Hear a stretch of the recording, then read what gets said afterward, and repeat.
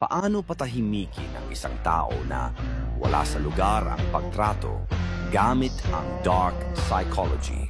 Pero bago ang lahat, mag-comment ng Pinoy para hindi ma-delete ng algorithm ang video na to.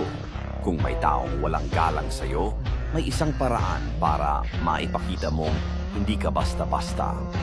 Ang una mong dapat gawin, tingnan mo siya direkta sa mata at tahimik na magbilang ng 1 hanggang 3. Ang katahimikan ay hindi komportable para sa karamihan ng tao. At kapag ginawa mo ito, mapapaisip siya kung tama ba ang ginawa niyang pambabastos sa iyo. Sa ganitong paraan, ipinapakita mong hindi ka natatakot. Malamang siya ang unang iiwas ng tingin. Bakit? Dahil ang matagal na titigan ay madalas ituring na isang hamon o banta. At karamihan sa mga tao ay hindi kayang tumagal sa ganitong sitwasyon. Pagkatapos nito, sa buong maghapon, huwag mo siyang titigilan sa pagmamasid. Hindi mo kailangang magsalita o gumawa ng kahit ano. Basta panoorin mo lang siya.